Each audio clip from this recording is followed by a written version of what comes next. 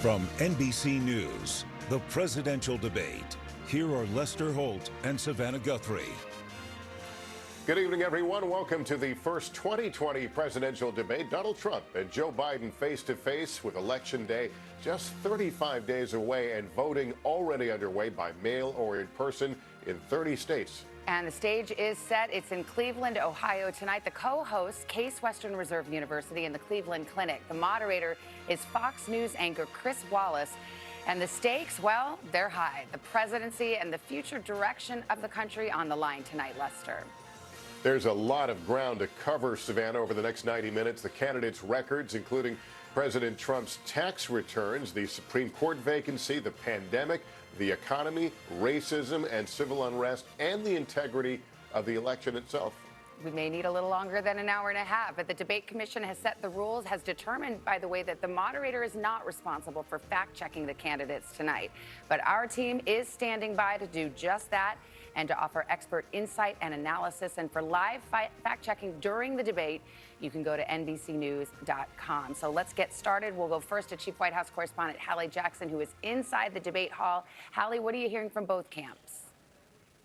A couple of things, Savannah. You have two very different candidates and two very different kinds of debate prep that has been happening. Sources close to President Trump, for example, say he's really been doing more informal Q&As with his top advisors. On the Biden side, people familiar with his planning say the focus this week has gotten more intense as he has done issue-by-issue practice sessions, essentially. When you talk about topics, watch for President Trump to try to turn this race into less of a referendum and more of a choice. He will likely go on attack, probably, according to aides who have been previewing this, by getting personal with Joe Biden, potentially going after his son, Hunter Biden. On the other side, Joe Biden will focus on the pandemic. He wants to keep the focus on that. And you won't see a lot of live fact-checking from him unless something is particularly egregious, Savannah. All right, also with us is NBC News political director and moderator of Meet the Press, Chuck Todd. Chuck, what will you be watching for this evening? Well, I'll tell you, it's an unusual situation when the front runner is the challenger and the person that has to upend the race is actually the incumbent, and that's Donald Trump here. I'm curious to see, does President Trump, he's been telegraphing that he's going to get personal and basically do whatever it takes to shake up Joe Biden, but does he actually tell voters what he wants to do for a second term? It's something he hasn't done. For Joe Biden, it's obvious. Is he able to parry away by Trump's attacks without chasing them down rabbit holes? We're about 30 seconds away. Senior Washington correspondent Andrea Mitchell is there. The moderator is in place. This race has been remarkably stable, but a debate always has the opportunity to upend things, Andrea. Absolutely. And Donald Trump goes into this debate farther behind in national polls than any incumbent since George Herbert Walker Bush in '92 against Bill Clinton. But that was a three-way race with Ross Perot. Still, he's got a lot to prove, but I would not bet on any conventional wisdom tonight. He is a performer. And, of course, we have to see how he performs tonight. All right, Andrea, thanks. And with the debate about to begin, we want to go to Cleveland and moderator Chris Wallace. Here he is.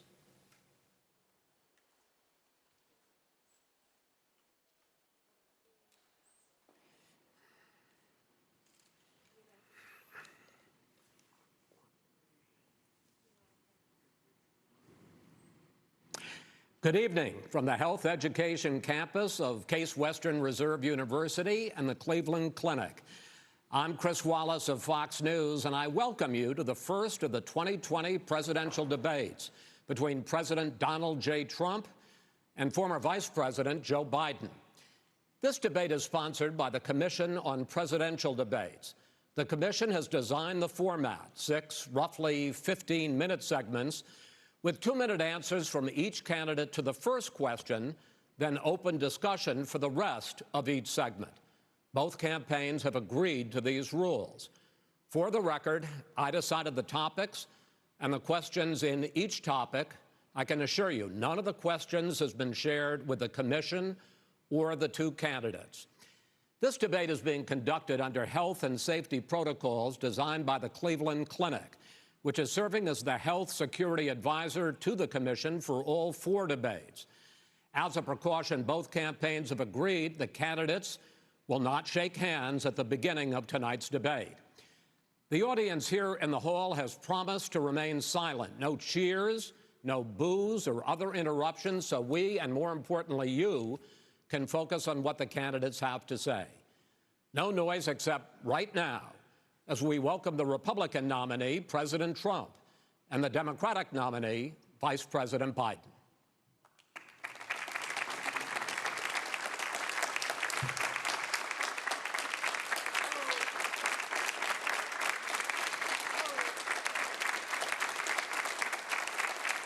How you doing, man? How are you? I'm well.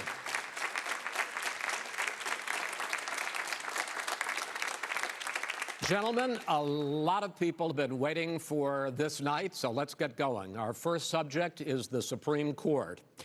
President Trump, you nominated Amy Coney Barrett over the weekend to succeed the late Ruth Bader Ginsburg on the court. You say the Constitution is clear about your obligation and the Senate's to consider a nominee to the court. Vice President Biden, you say that this is an effort by the president and Republicans to jam through an appointment and what you call an abuse of power. My first question to both of you tonight, why are you right in the argument you make and your opponent wrong? And where do you think a Justice Barrett would take the court? President Trump, in this first segment, you go first, 2 minutes. Thank you very much, Chris. I will tell you very simply, we won the election. Elections have consequences. We have the Senate, we have the White House, and we have a phenomenal nominee, respected by all, top academic, good in every way, good in every way. In fact, some of her biggest endorsers are very liberal people from Notre Dame and other places. So I think she's going to be fantastic. We have plenty of time. Even if we did it after the election itself. I have a lot of time after the election, as you know. So I think that she will be outstanding. She's going to be as good as anybody that has served on that court. We really feel that. We have a professor at Notre Dame, highly respected by all, said she's the single greatest student he's ever had. He's been a professor for a long time at a great school.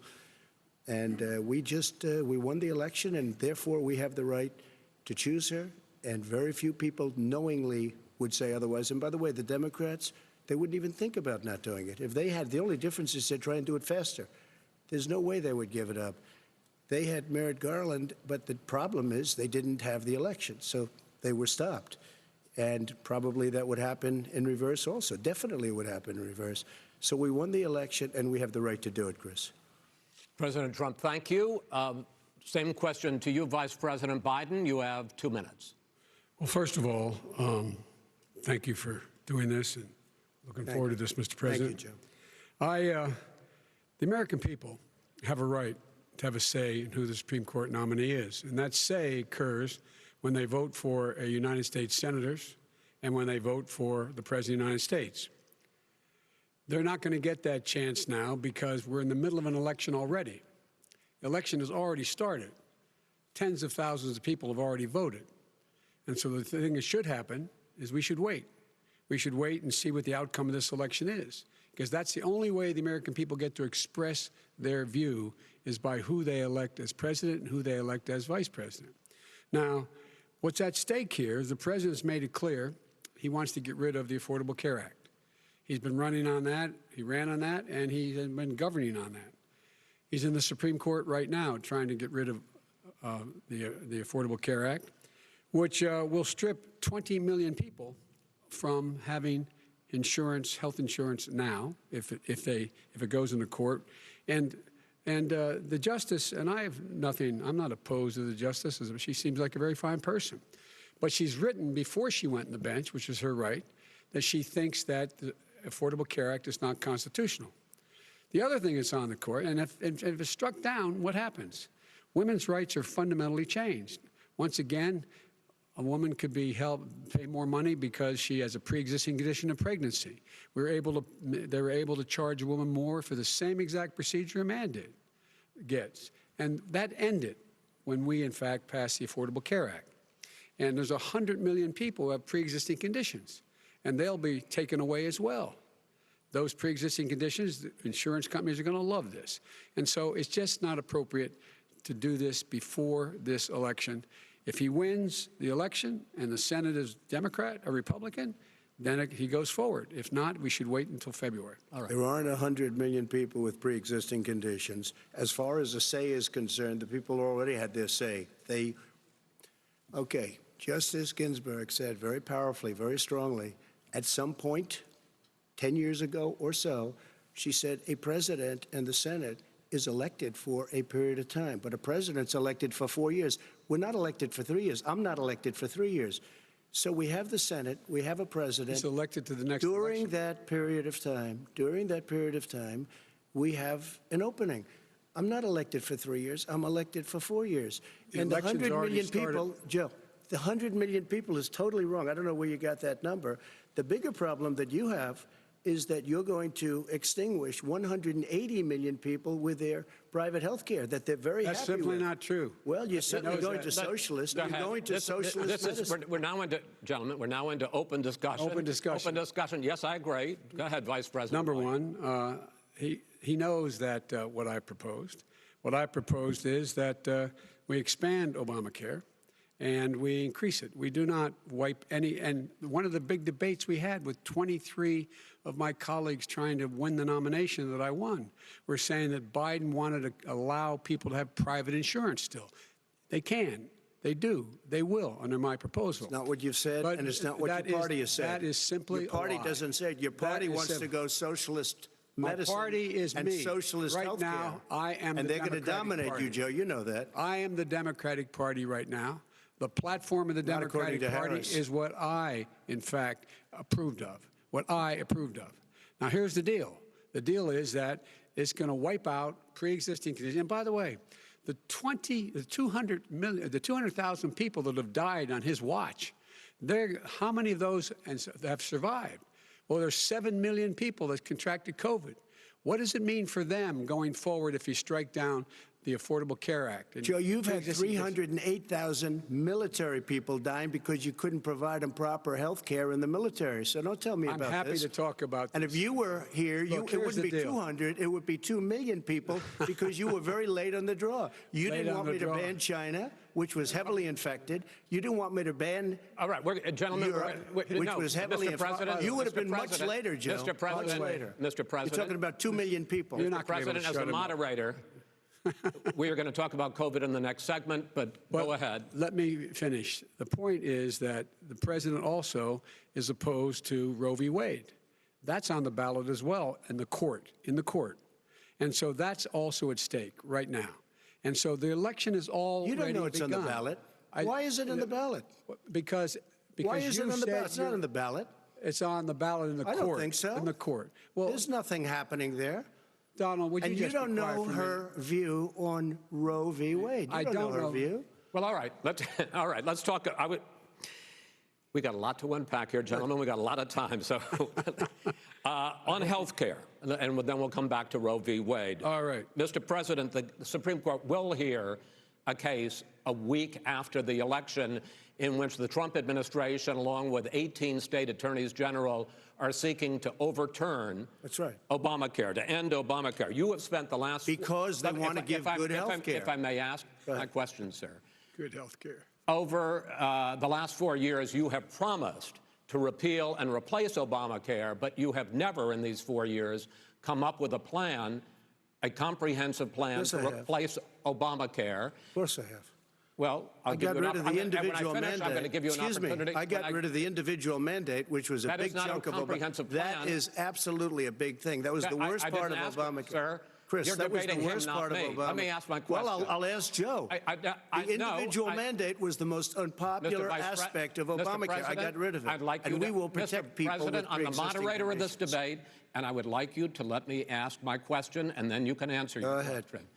You, in the course of these 4 years, have never come up with a comprehensive plan to replace Obamacare, and just this last Thursday, you signed a largely symbolic executive order to protect people with pre-existing conditions 5 days before this debate. So my question, sir, is what is the Trump health care plan? Fine. Well, first of all, I guess I'm debating you, not him, but that's okay. I'm not surprised. Let me just tell you something, that there's nothing symbolic. I'm cutting drug prices. I'm going with favored nations, which no president has the courage to do because you're going against Big Pharma. drug prices will be coming down 80 or 90%. You could have done it during your 47-year period in government, but you didn't do it. Nobody's done it. So we're cutting health care. All of the things that we've done, insulin, I give you an example, insulin, it was destroying families, destroying people. The cost, I'm getting it for so cheap. It's like water, you want to know the truth. So cheap. Take a look at all of the drugs what we're doing, prescription drug prices. We're going to allow our governors now to go to other countries to buy drugs because they pay just a tiny fraction. As I say, this is open discussion. No, but this is big stuff. Sir, you'll be happy. I'm about to pick up on one of your points to ask the Vice President, which is he points out that you would like to add a public option to Obamacare, and the argument that he makes and other Republicans make is that that is going to end private insurance. It is and not. Well, if I can ask you the question, it will not end. What your party says, by the way. It will end private insurance and create a government takeover of health care. It does not. It's only for those people who are so poor they qualify for Medicaid. They can get that free in most states, except governors who want to deny people who are poor Medicaid. Anyone who qualifies for Medicare Medicaid would automatically be enrolled in the public option.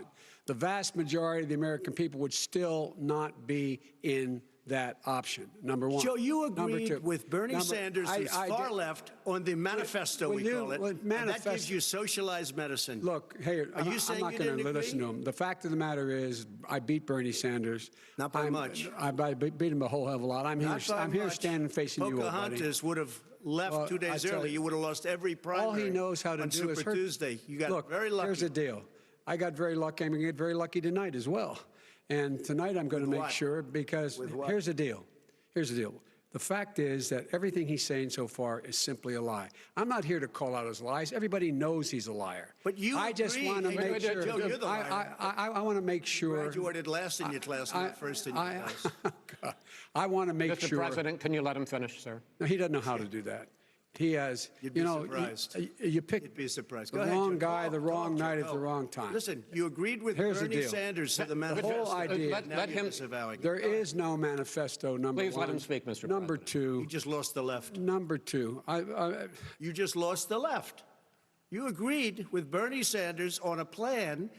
Folks, absolutely folks, agreed do you have any and under that idea plan, what that's this clown's socialized. doing? They call it Mr. Do you have any President. socialized medicine. Mr. Well, President. I tell you what, he is not for any help for people needing health care. Because he, in fact, already has cost 10 million people their health care that they had from their employers because of his recession. Number one. Number two, there are 20 million people getting health care through Obamacare now that he wants to take it away.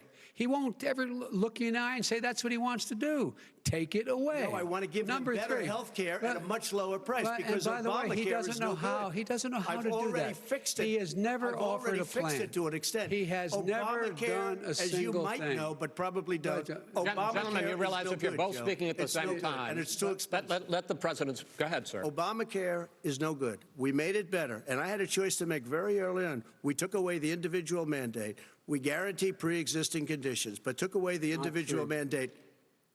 Listen, this is the way it is. And that destroyed, they shouldn't even call it Obamacare. Then I had a choice to make. Do I let my people run it really well or badly? If I run it badly, they'll probably blame him, but they'll blame me. But more importantly, I want to help people, okay? I said, you got to run it so well. That's what he's and known I just had a meeting with them. They said, the problem is no matter how well you run Obamacare, it's a disaster. It's too expensive. Premiums are too high, and it doesn't work. So we do want to get rid of it. Chris, we want to get rid of it. I understand it, sir, but I have to give you roughly equal time. Please let the vice president talk. Good. He has no plan for health care. Of course we do. He sends out wishful thinking. He has executive orders that have no power. He hasn't lowered drug costs for anybody. He's been promising a health care plan since he got elected. He has none, like almost everything else he talks about. He does not have a plan. He doesn't have a plan. And the fact is, this man doesn't know what he's talking about. All right, I have one final question for you, sure. Mr. Vice President. If Senate Republicans, we were talking originally about the Supreme Court here, if Senate Republicans go ahead and confirm Justice Barrett, There has been talk about ending the filibuster or even packing the court, adding to the 9 justices there. You call this a distraction by the president, but in fact, it wasn't brought up by the president. It was brought up by some of your Democratic colleagues in the Congress. So my question to you is, you have refused in the past to talk about it. Are you willing to tell the American people tonight whether or not you will support either ending the filibuster or packing the court? Whatever position I take on that, that'll become the issue. The issue is the American people should speak. You should go out and vote. You're in voting now. Vote and let your senators know how strongly you feel. Vote now. Are you pack the Make court? sure you, in fact, let people know you're a senator.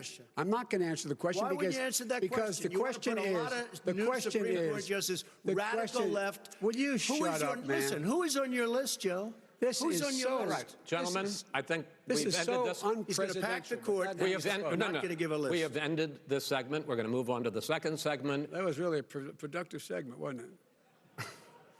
Keep yapping, man. The people understand, Joe. They sure 47 years you've done nothing. They understand. All right.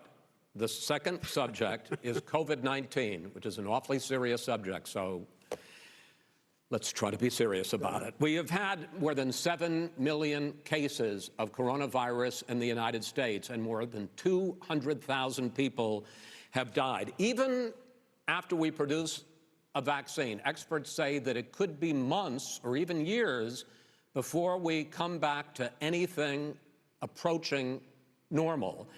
My question for both of you is, based on what you have said and done so far, and what you have said you would do starting in 2021, why should the American people trust you more than your opponent to deal with this public health crisis going forward? In this case, the question goes to you first, sir. 2 minutes uninterrupted. Good luck. 200,000 dead. As you said, over 7 million infected in the United States. We, in fact, have 5%, 4% of the world's population, 20% of the deaths. 40,000 people a day are contracting COVID. In addition to that, about between 750 and 1,000 people a day are dying. When he was presented with that number, he said, it is what it is. Well, it is what it is because you are who you are. That's why it is. The president has no plan. He hasn't laid out anything. He knew all the way back in February how serious this crisis was. He knew it was a deadly disease. What did he do? He's on tape as acknowledging he knew it. He said he didn't tell us or give people a warning of it because he didn't want to panic the American people. You don't panic. He panicked. In addition to that, what did he do? He went in and we were insisting that the Chinese, the people we had on the ground in China should be able to go to Wuhan and determine for themselves how dangerous this was. He did not even ask Xi to do that. He told us what a great job Xi was doing. He said we owe him a debt of gratitude for being so transparent with us. And what did he do then? He then did nothing. He waited and waited and waited. He still doesn't have a plan. I laid out back in March exactly what we should be doing.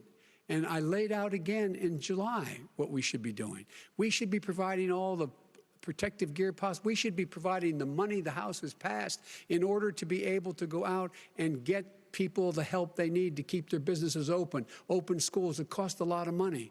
You should get out of your bunker and get out of the sand trap and get in your golf course and go in the Oval Office and bring together the Democrats and Republicans and fund what needs to be done now to save lives. So if we would have listened to you. You have 2 minutes, sir.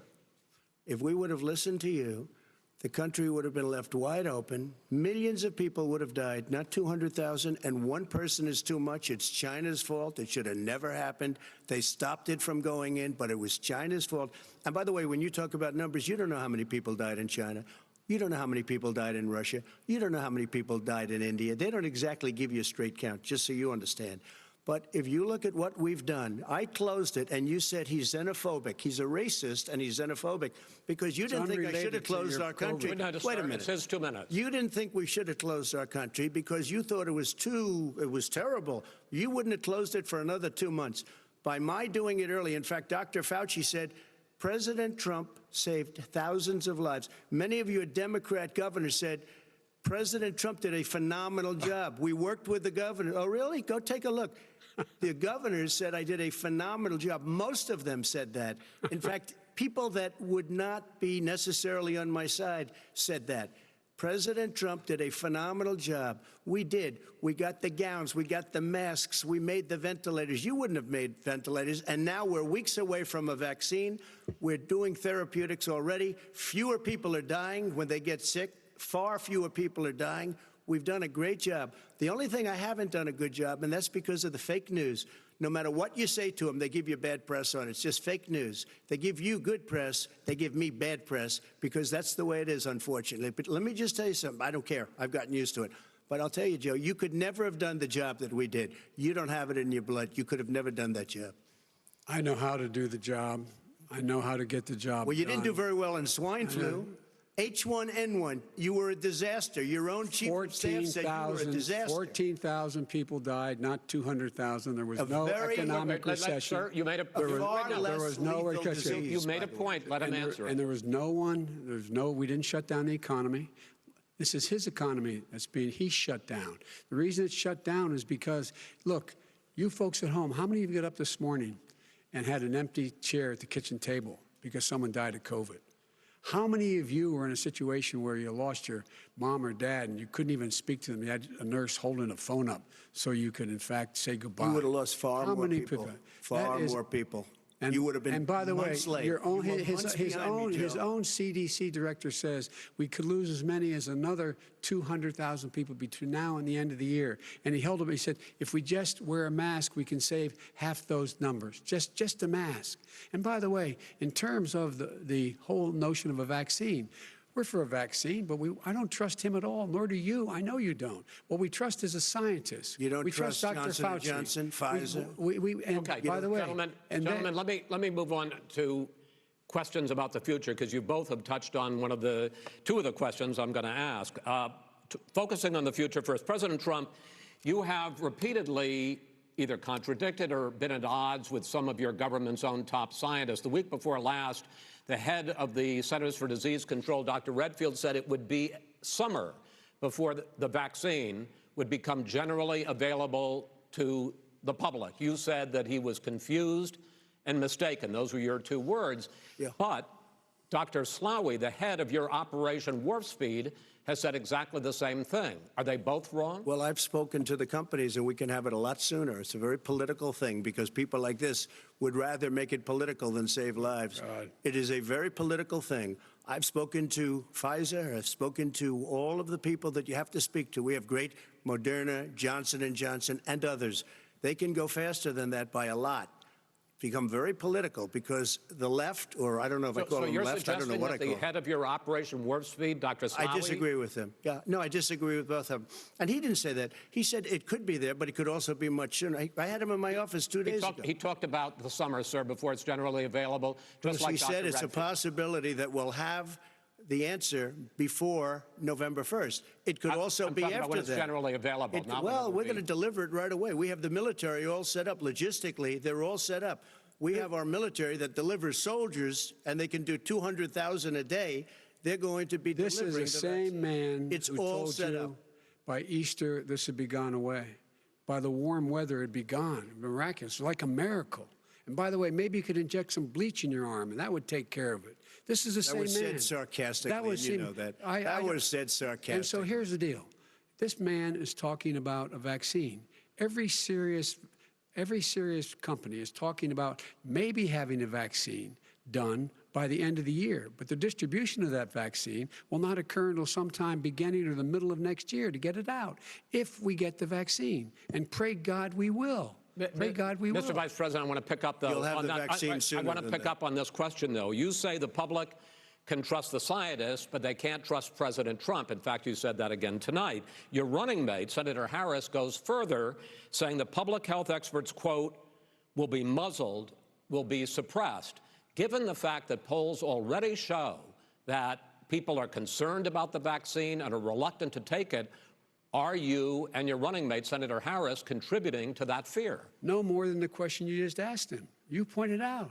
He puts pressure and disagrees with his own scientists. But you're saying you can't, or Senator Harris is saying you can't trust the scientists. No, you can't trust the scientists. She didn't say that. You can't trust She said the public health experts, quote, will be muzzled, will be suppressed. Well, that's what he's going to try to do. But there's millions of scientists, there's thousands of scientists out there, like here at this great hospital, that don't work for him.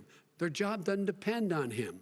That's not, they're the people, and by the way. I spoke to the scientists that are in charge. By the way. They will have the vaccine very soon. Let him finish. Do you believe for a moment what he's telling you in light of all the lies he's told you about the whole issue relating to COVID? He still hasn't even acknowledged that he knew this was happening, knew how dangerous it was going to be back in February, and he didn't even tell you. He's on record as saying it. He panicked or he just looked at the stock market, one of the two, because guess what?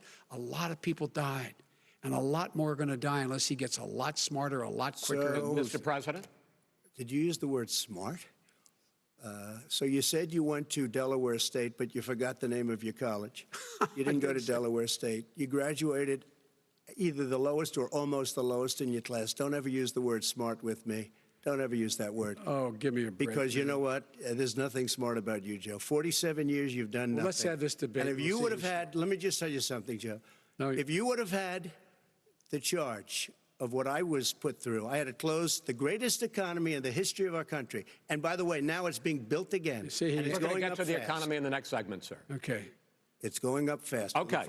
When it comes to how the virus has been handled so far, the two of you have taken very different approaches, and this is going to affect how the virus is handled going forward by whichever of you ends up becoming the next president. I want to quickly go through several of those. Reopenings.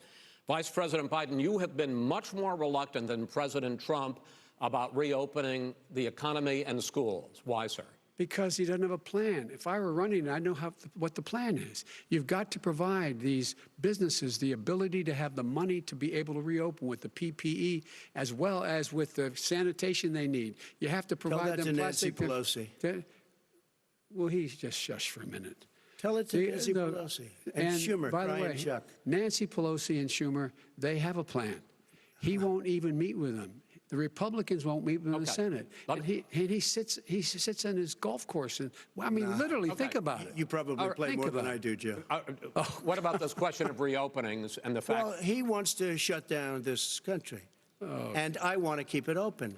And we did a great thing by shutting it down. Wait a minute, Joe. Let me shut you down for a second, Joe, just for 1 second. He wants to shut down the country. We just went through it. We had to because we didn't know anything about the disease. Now we found that elderly people with heart problems and diabetes and different problems are very, very vulnerable. We learned a lot. Young children aren't. Even younger people aren't. We've learned a lot. But he wants to shut it down. More people will be hurt by continuing. If you look at Pennsylvania, if you look at certain states that have been shut down, they have Democrat governors all. One of the reasons they're shut down is because they want to keep it shut down until after the election on November 3rd. I want to move on to another because subject. it's a political thing. But those states are not doing well that are shut down right now. Respond to that. President Trump, you have begun to increasingly question the effectiveness of masks as a disease preventer. And in fact, recently you have cited the issue of waiters touching their masks and touching plates. Are you questioning the efficacy of masks? You have to understand, if you look, I mean, I have a mask right here. I put a mask on, when I think I need it. Tonight, as an example, everybody's had a test, and you've had social distancing and all of the things that you have to. But I wear masks when needed. When needed, I wear masks. Okay, let me ask. I don't wear masks like him. Every time you see him, he's got a mask. He could be speaking 200 feet away from it. He shows up with the biggest mask I've ever seen.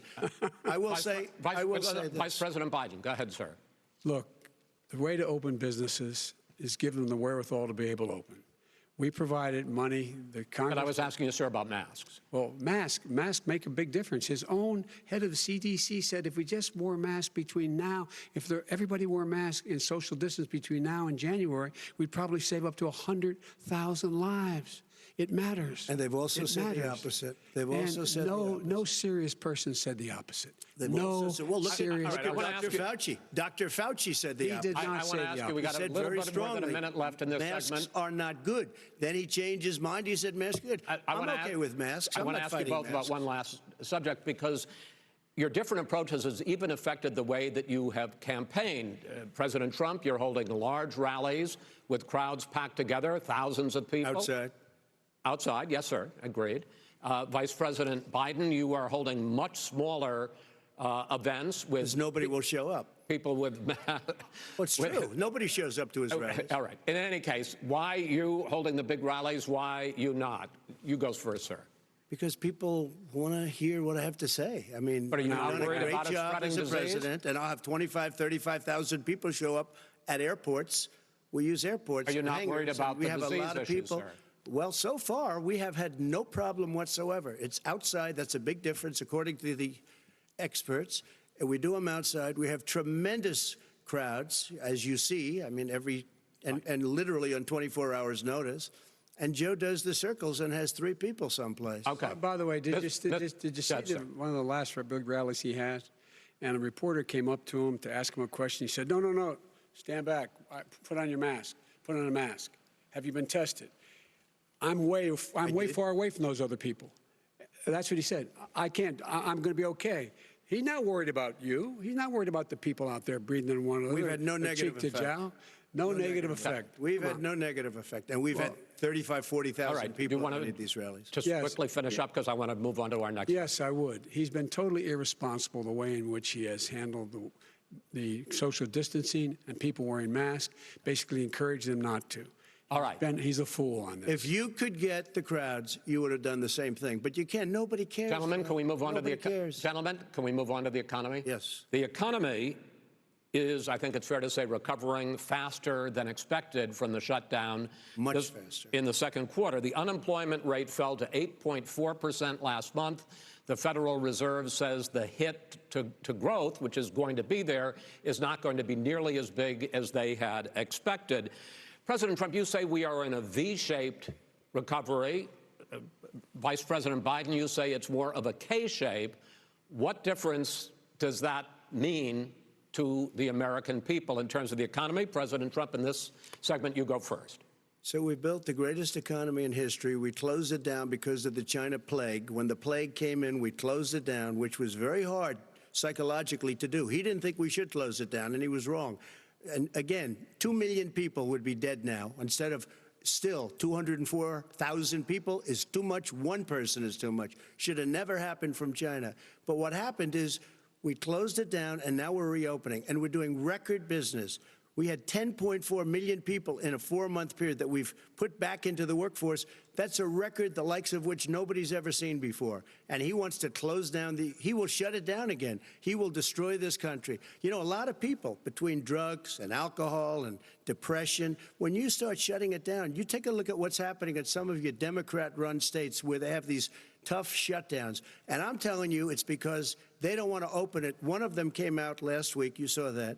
Oh, we're going to open up on November 9th. Why November 9th? Because it's after the election. They think they're hurting us by keeping them closed. They're hurting people. People know what to do. They can social distance. They can wash their hands. They can wear masks. They can do whatever they want. But they got to open these states up.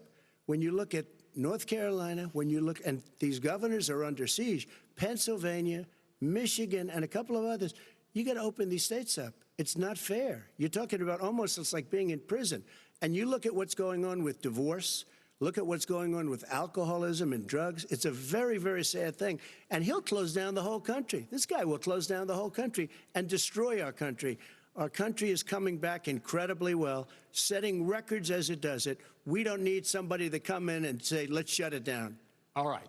Your 2 minutes, sir. We're now moved to you. As I said, posing the question, the president says it's a V-shaped recovery. You say it's a K-shaped recovery. What's the difference? The difference is millionaires and billionaires like him in the middle of the COVID crisis have done very well. Billionaires have made another $300 billion because of his profligate tax proposal, and he only focused on the market. But you folks at home, you folks living in Scranton and Claymont and all the small towns and working class towns in America, how well are you doing? This guy paid a total of $750 in taxes. Sir, wait, no, sir, it's just wrong. Yeah, I understand. You've agreed to the 2 minutes, so please let him have it. Do I get my time back? The fact is that he has, in fact, worked on this in a way that he's going to be the first president of the United States to leave office having fewer jobs in his administration than when he became president. Fewer jobs than when he became president. First one in American history. Secondly, the people who have lost their jobs are those people who have been on the front lines, those people who have been saving our lives, those people who have been out there dying, people who've been putting themselves in the way to make sure that we could all try to make it. And the idea that he is insisting that we go forward and open when you have almost half the states in America with a significant increase in COVID deaths and COVID cases in the United States of America. And he wants to open it up more. Why does he want to open it up? Why doesn't he take care of the American? You can't fix the economy until you fix the COVID crisis. And he has no intention of doing anything about making it better for you all at home in terms of your health and your safety. Schools, why aren't schools open? Because it costs a lot of money to open them safely. You know, they were going to give, his administration was going to give the teachers and school students masks. And then they decided, no, couldn't do that because it's not a national emergency. Not a national emergency. They've done nothing to help small businesses. Nothing. They're closing. 1 in 6 is now gone. He ought to get on the job and take care of the needs of the American people so we can open safely. All right. Your time is up, sir. Well, we are going to get to... I have to respond to that. Well, you both had 2 minutes, sir. Excuse me, he made a statement. So did you. People want their schools, people want their schools open. They don't want to be shut down. They don't want their state shut down. They want their restaurants. I look at New York. It's so sad what's happening in New York. It's almost like a ghost town. And I'm not sure it can ever recover what they've done in New York. People want their places open. They want to get back to their lives. They'll be careful, but they want their schools open. I'm the one that brought back football. By the way, I brought back Big Ten football. It was me, and I'm very happy to do it. And the people of Ohio are very proud of me. And you know how I found out? When he took gentlemen, we're going to get to your economic plans going forward in a moment. But first, Mr. President, as you well know, there's a new report that in 2016, the year you were elected president, and 2017, your first year as president, that you paid $750 a year in federal income tax each of those years. I know that you pay a lot of other taxes, but I'm asking you the specific question. Is it true that you paid $750 in federal income taxes each of those 2 years? I paid millions of dollars in taxes, millions of dollars of income tax. And let me just tell you, there was a story in one of the papers. I paid $38 million 1 year. I paid $27 million. Show us your tax returns. I went... you'll see it as soon as it's finished. You'll see it. You know, if you want to go to the Board of Elections. There's a 118-page or so report that says everything I have, every bank I have, I'm totally under-leveraged because the assets are extremely good. And we have a very, I built a great company. I'm asking you a specific question, which is... let me tell you. I understand all of that. I understand all of that. No, Mr. President. Go ahead. I'm asking you a question. Will you tell us how much you paid in federal income taxes in 2016 and 2017? Millions of dollars. You paid millions of dollars? Millions of dollars, So yes. not 750? Millions of dollars, and you'll get to see it. And you'll get to see it. But let me just tell you, Chris, let me just tell you something, that it was the tax laws. I don't want to pay tax. Before I came here, I was a private developer. I was a private business people. Like every other private person, unless they're stupid, they go through the laws, and that's what it is. He passed a tax bill that gave us all these privileges for depreciation and for tax credits. We build a building and we get tax credits, like the hotel on Pennsylvania Avenue. You get a massive, which, by the way, was given to me by the Obama administration, if you can believe that. Now, the man got fired right after that happened. But Vice President Biden, you want to respond? Yeah, I do want to respond. Look, the tax code that made him put him in a position that he pays less tax than a school teacher makes on the money a school teacher makes is because of him he says he's smart because he can take advantage of the tax code. And he does take advantage of the tax code. That's why I'm going to eliminate the Trump tax cuts. And I'm going to eliminate those tax cuts and make sure that we invest in the people who, in fact, need the help.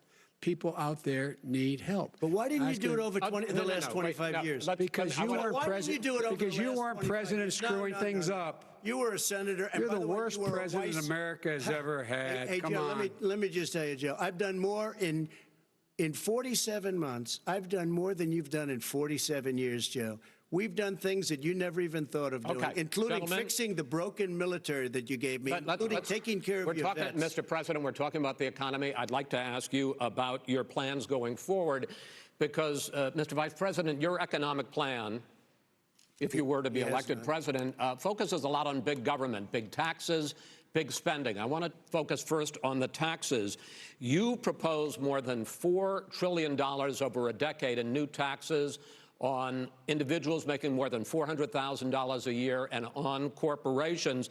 President Trump says that that kind of an increase in taxes is going to hurt the economy as it's just coming out of a recession. Well, just take a look at what is the analysis done by Wall Street firms. Points out that my economic plan would create 7 million more jobs than his in 4 years, number one. And number two, it would create an additional $1 trillion in economic growth because it would be about buying American. That we're going to make this federal government spend $600 billion a year on everything from ships to steel to buildings and the like.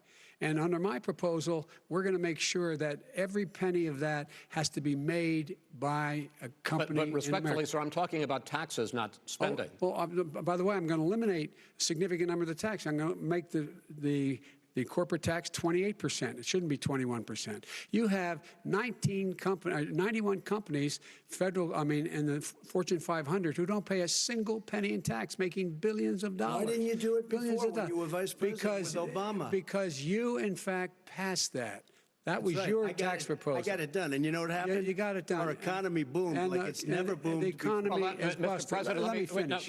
Mr. President, let me pick up on that. You would continue your free market approach, lower taxes, more deregulation, correct? Not lower taxes for the American people. Excuse me. But in Obama's, you talk about the economy booming, it turns out that in Obama's final 3 years as president, more jobs were created, 1.5 million more jobs than in the first 3 years of your presidency. They had the slowest recovery since economic recovery since 1929. It was the slowest recovery. Also, they took over something that was down here. All you had to do is turn on the lights and you pick up a lot.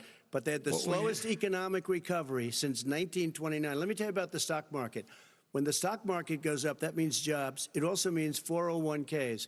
If you got in, if you ever became president with your ideas, you want to terminate my taxes, I'll tell you what, you'll lose half of the companies that have poured in here will leave, and plenty of companies that are already here, they'll leave for other places.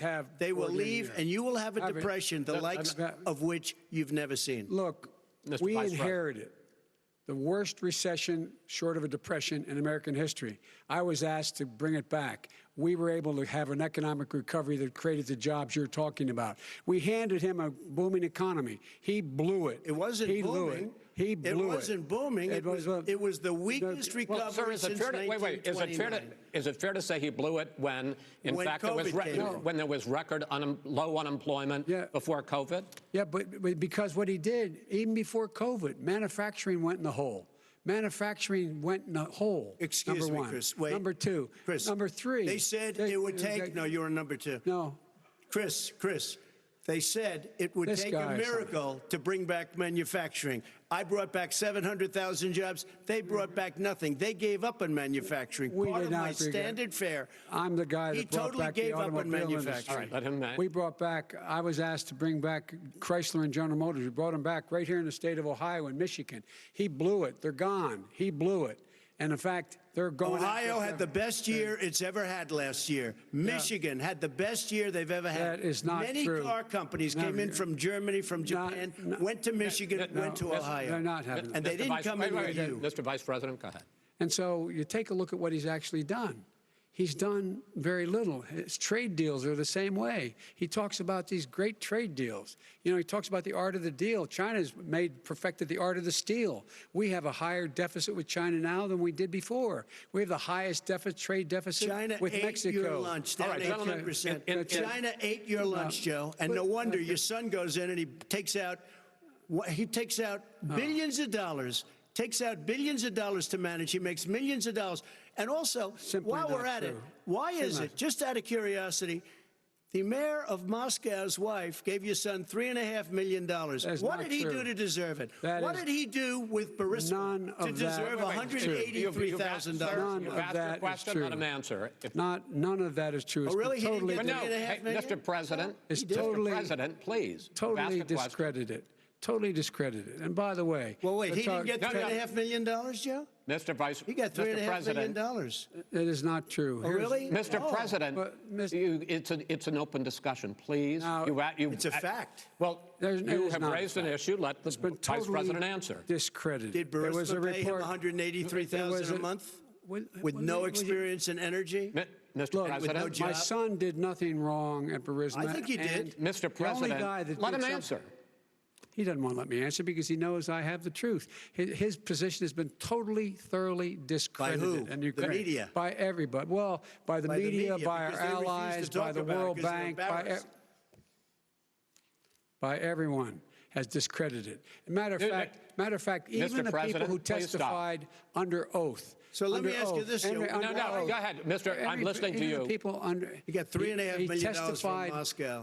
He testified under oath in his administration, said, I did my job and I did it very well. Oh, really? I did it honorably. I'd like to know who they are. Well, I'll give you the list of the people who testified. No, go ahead, sir. Sure, you've already fired most of them because they did a good job. Some people don't do a good job. With you, go ahead. Wait a minute. You get the final word, Mr. Well, it's hard to get any word in with this clown. Excuse me. Hey, let me just say, No. Mr. President. $3.5 million, Joe. That is simply Why did he deserve $3.5 million from Moscow? Look, here's the deal. We want to talk about families and ethics. I don't want to do that.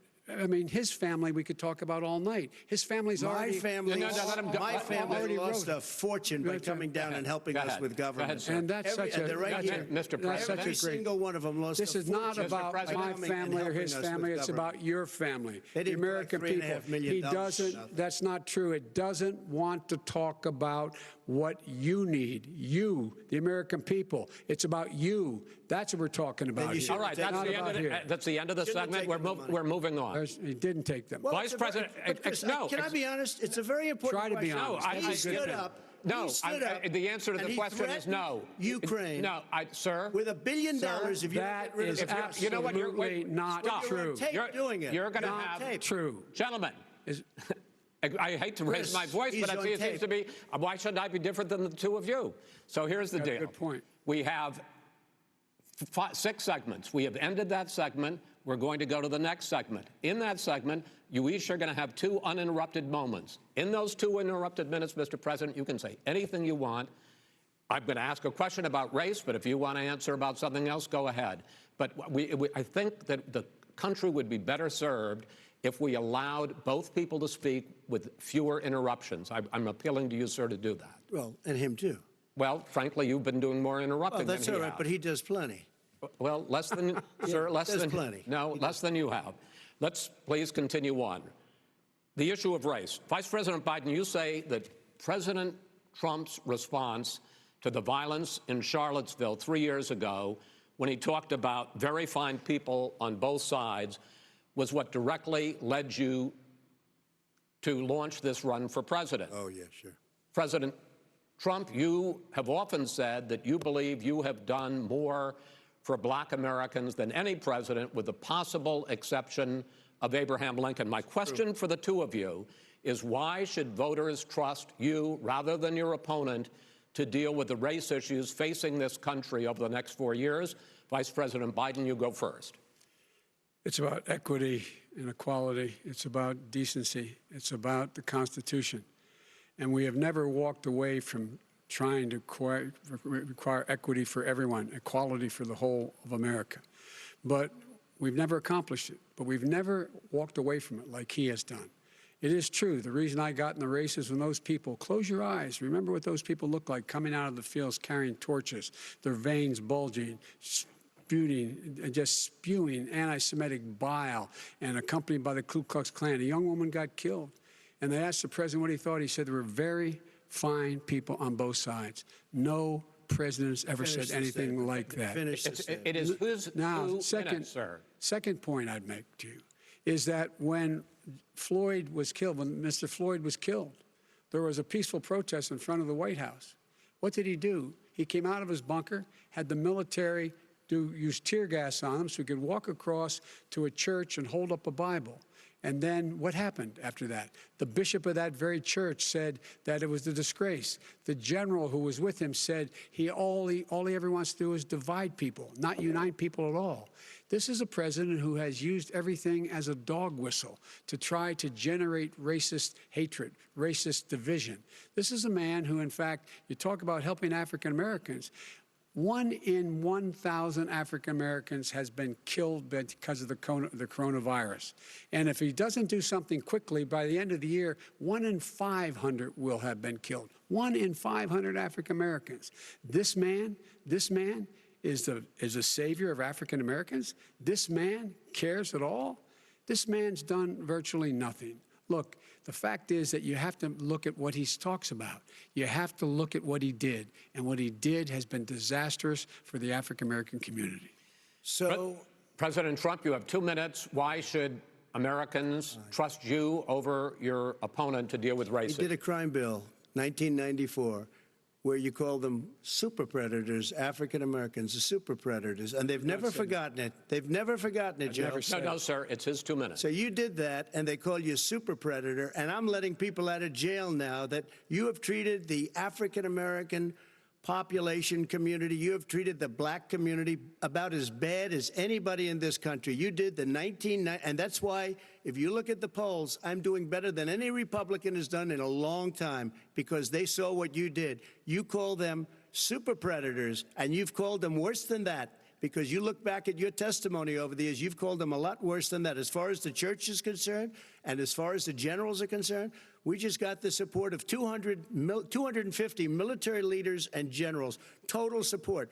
Law enforcement, almost every law enforcement group in the United States. I have Florida, I have Texas, I have Ohio, I have Portland. The sheriff just came out today and he said, I support President Trump. I don't think you have any law enforcement. You can't even say the word law enforcement, because if you say those words, you're going to lose all of your radical left supporters.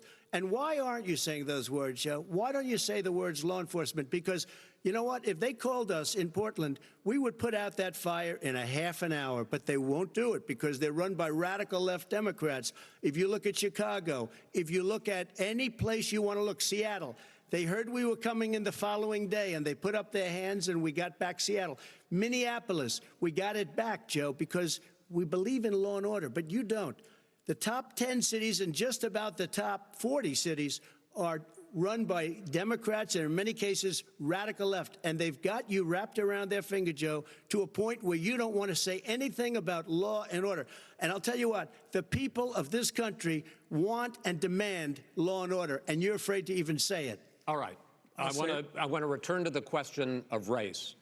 Vice President Biden, after the grand jury in the Breonna Taylor case decided not to charge any of the police with homicide, you said it raises the question, quote, whether justice could be equally applied in America. Do you believe that there is a separate but unequal system of justice for blacks in this country? Yes, there is. There's systemic injustice in this country, in education and work and in law enforcement and the way in which it's enforced. But look, the vast majority of police officers are good, decent, honorable men and women.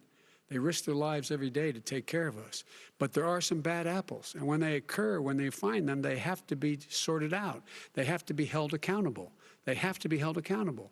And what I'm going to do as President of the United States is call together an entire group of people at the White House, well, everything from the civil rights groups to the police officers, to the police chiefs, and we're going to work this out. We're going to work this out. So we change the way in which we have more transparency in when these things happen. These cops aren't happy to see what happened to George Floyd. These cops aren't happy to see what happened to Breonna Taylor.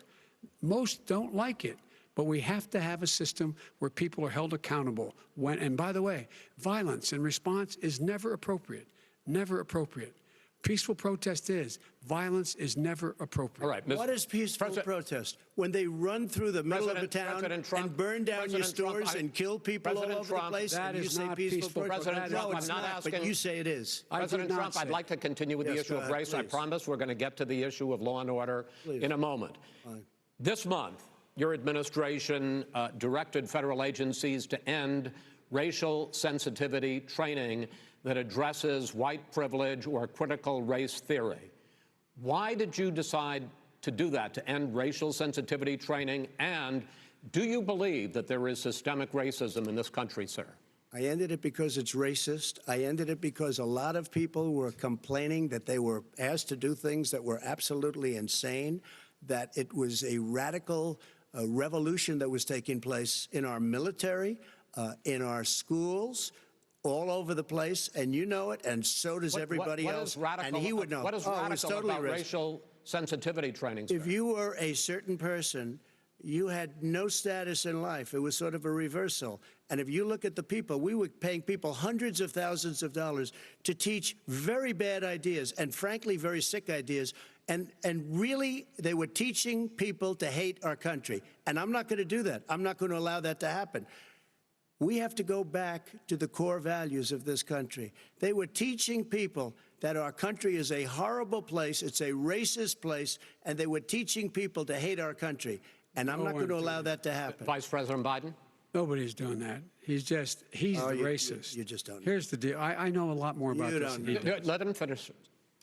The fact is that there is racial insensitivity. People have to be made aware of what other people feel like, what insults them, what is demeaning to them. It's important to people know they don't want to. Many people don't want to hurt other people's feelings, but it makes a big difference. It makes a gigantic difference in the way a child is able to grow up and have a sense of self-esteem. It's a little bit like how this guy and his friends look down on so many people. They look down their nose on people like Irish Catholics like me and grew up in Scranton. They look down on people who don't have money. They look down on people who are of a different faith. They look down on people who are a different color. In fact, we're all Americans. The only way we're going to bring this country together is bring everybody together. There's nothing we cannot do if we do it together. We can take this on and we can defeat racism in America. President Trump, sir. During the Obama-Biden administration, there was tremendous division. There was hatred. You look at Ferguson, you go to many places. Look at Oakland. Look what happened in Oakland. Look what happened in Baltimore. Look what happened. Frankly, it was more violent than what I'm even seeing now. Oh, my but Lord. the reason is that ridiculous. the Democrats that run these cities don't want to talk like you about law and order. Violent and you crime, still haven't mentioned. Are you in favor of law and order? I'm in favor of law. You follow it. Are you in favor of law and order? Go yes, ahead. I'm in favor. You asked a question. Let him finish. Law and order. Let him answer. Law and order with justice, where people get treated fairly. Okay. And the fact of the matter is, violent crime went down 17%, 15% in our administration. All right. It's gone up on his watch. Went down much more in ours. All right, we're now. Mr. President, you're going to. Mr. President, every record in the book. Mr. President, you're going to be very happy because we're now going to talk about law and order. Places we had trouble were Democratic-run cities. That's exactly my question. There has been a dramatic increase in homicides in America this summer, particularly, and you often blame that on Democratic mayors and Democratic governors, but in fact, there have been equivalent spikes in Republican-led cities like Tulsa and Fort Worth.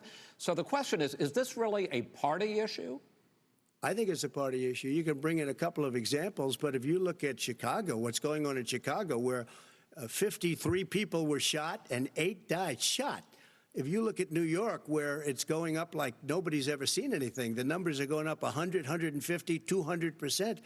Crime. It is crazy what's going on. And he doesn't want to say law and order because he can't, because he'll lose his radical left supporters. And once he does that, it's over with. But if he ever got to run this country and they ran it the way he would want to run it, our suburbs would be gone. By the way, our suburbs would be gone, and you would see problems like you've never seen. He wouldn't know a suburb unless he took a wrong turn. Oh, I know suburbs. He would not. So much Go ahead. Wait a minute. I was raised in the suburbs. This is not 1950. All these dog whistles and racism don't work anymore. Suburbs are by and large integrated. There's many people today driving their kids to soccer practice and or to black and white and Hispanic in the same car as there have been any time in the past. What really is a threat to the suburbs and their safety is his failure to deal with COVID. They're dying in the suburbs. His failure to deal with the environment. They're being flooded. They're being burned out because his refusal to do anything. That's why the suburbs are in trouble. I do want to talk about this issue of law and order, though. And in the joint recommendation that came from the Biden-Bernie Sanders task force, you talked about, quote, reimagining policing. Yeah. First of all, what does reimagining policing mean, and do you support? It means. Let me, if I might finish the question. What does reimagining policing mean, and do you support the Black Lives Matter call for community control of policing? Look, what I support is the police having the opportunity to deal with the problems they face.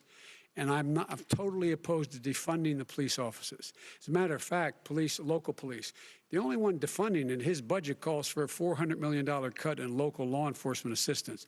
They need more assistance. They need, when they show up for a 9/11 call, to have someone with them as a psychologist or psychiatrist to keep them from having to use force and be able to talk people down. We have to have community policing like we had before, where the officers get to know the people in the communities. That's when crime went down. It didn't go up, it went down. And so we have to be engaged. That's not what they're talking about, Chris. That's not what he's talking about, defunding the police. That is not true. He doesn't have any law support. Look, he has no law enforcement that's not support. True. Almost that's nothing. Look. Oh, really? Who do you have? Name one group that supports you. Name one group that came out and supported you. Go ahead. Look, think. We have time. We don't have time to do anything. No, think about it. Name one law enforcement group that came out and supported you. Gentlemen, I think I'm going to take back the moderator's role, and I want to get to another subject, which is the issue of protests in many cities that have turned violent. In Portland, Oregon, especially, we had more than 100 straight days of protests, which I think you would agree. You talk about peaceful protests. Many of those turned into riots. Mr. Vice President, you say that people who commit crimes should be held accountable. The question I have, though, is, as the Democratic nominee, and earlier tonight you said that you are the Democratic Party right now, have you ever called the Democratic mayor of Portland or the Democratic governor of Oregon and said, hey, you got to stop this, bring in the National Guard, do whatever it takes, but you stop the days and months of violence in Portland? I don't hold public office now. I am a former vice president. I've made it clear in my public statements that the violence should be prosecuted. It should be prosecuted, and anyone who commits it. But you've never called for the people, the leader. Excuse me, sir. You have never called for the leaders in Portland and in Oregon to bring in the National Guard and knock off 100 days of riots. They can, in fact, take care of it if he just stay out of the way. Look here. Oh, really? Oh, really? Here's the thing. I sent in the U.S. Marshals to get the killer of the young man in the middle of the street. They shot him, and for 3 days, Portland wouldn't do anything. I had to send in the U.S. Marshals. They took care of business. Go ahead, sir. And by the way, you know, his own former spokesperson said, you know, riots and chaos and violence help his cause. That's what this is all about. I don't know who said that. I do. Who? I think Kellyanne Conway. I don't think she said that. She said that. And so here's the But here's the point. The point is that that's what he is, keeps trying to rile everything up. He doesn't want to calm things down.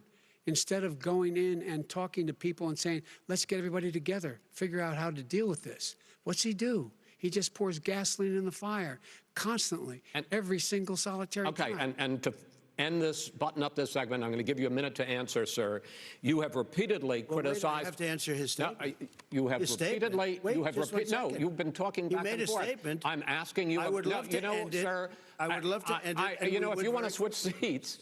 We would very quickly. We could do that, but I'd send in the National Guard, it would be over. There'd be no problem. Okay. But they don't want to accept the National Guard. You have repeatedly criticized the vice president for not specifically calling out Antifa and other left-wing extremist groups.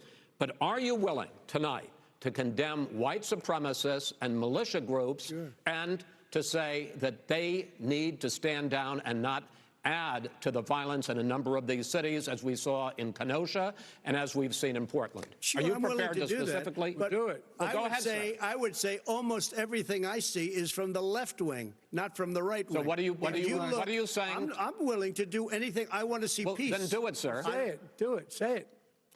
Do you want to call him? What do you want to call him? Give me a name. Give me a White name. supremacists and Who would white you like me to condemn? White supremacists and right Proud Boys, stand back and stand by. But I'll tell you what. Somebody's got to do something about Antifa and the left, because this is not a right-wing problem. This is a left-wing. FBI director This is a left-wing problem. White supremacist. Antifa's an idea, not an organization. Oh, you got to be not kidding. militia. That's what his FBI. FBI director said. Well, then you know what? No, we're done, sir. We're moving on to the next. We're moving. When a bat hits you over the head, that's not an idea. Everybody in your administration tells you the truth has a bad idea. Can I tell you what? You have no ideas. Antifa is a dangerous, all right, radical gentlemen, group. we're now moving on to the Trump and Biden records. They'll overthrow you. When a president, I'm going to ask a question. When the president seeks a second term, it is generally a referendum on his record. But Vice President Biden, you like to quote one of your dad's sayings, which is, don't compare me to the almighty, compare me to the alternative. And in this case, sir, you are the alternative. Looking at both of your records, I'm going to ask each of you, why should voters elect you president over your opponent? In this segment, President Trump, you go first, 2 minutes. Because there has never been an administration or president who has done more than I've done in a period of 3.5 years. And that's despite the impeachment hoax. And you saw what happened today with Hillary Clinton, where it was a whole big con job. But despite going through all of these things, where I had to fight both flanks and behind me and above, there has never been an administration that's done what I've done. The greatest, before COVID came in, the greatest economy in history, lowest unemployment numbers. Everything was good. Everything was going. And by the way, there was unity going to happen. People were calling me for the first time in years. They were calling and they were saying, it's time maybe. And then what happened? We got hit, but now we're building it back up again. A rebuilding of the military, including Space Force and all of the other things. A fixing of the VA, which was a mess under him. 308,000 people died because they didn't have proper health care. It was a mess. And we now got a 91% approval rating at the VA, our vets. We take care of our vets.